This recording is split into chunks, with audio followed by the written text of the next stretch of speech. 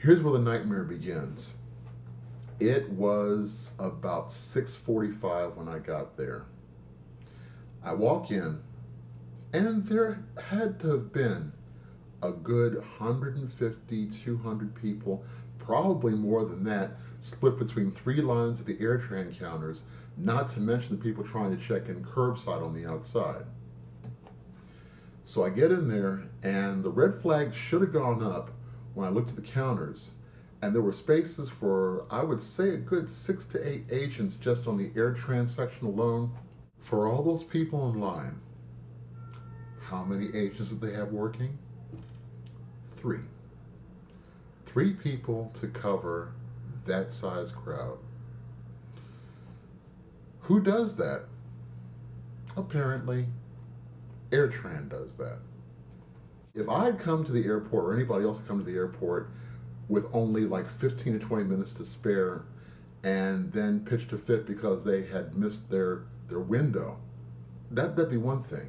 But I got there with over an hour's worth of time to check in and still did not get my flight.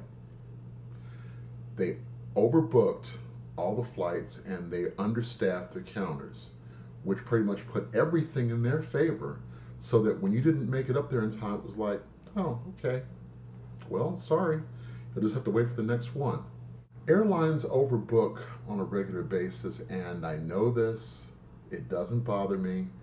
If they practice enough quality customer service to get you connected to another flight so that you could at least get to your destination, it would have been fine.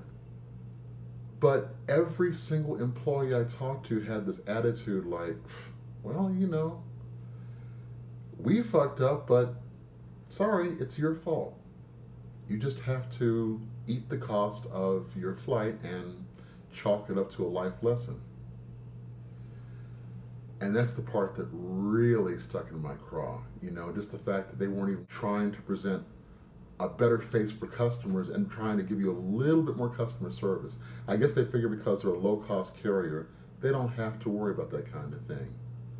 You know, you wanted to save a couple of bucks, you knew what chance you were taking, it didn't work out for you, too bad, too sad.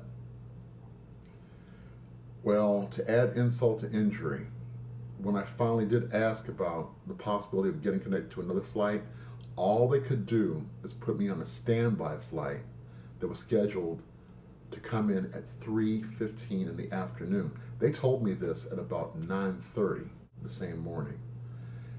So that's what, about 6.5, 7 hours to sit there and entertain yourself while you're waiting for a standby flight, which, by the way, you're not guaranteed to get a seat on.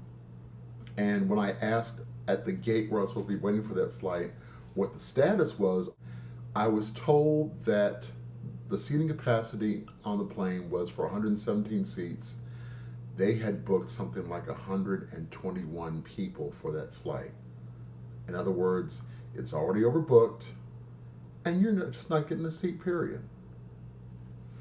So finally, disgusted, dejected, however many D words you want to put in there, I finally went down to the baggage claim office to see if I could get my bag back, because I was told by the first agent I talked to that if I opted to take the standby flight, my luggage might get to Tampa without me.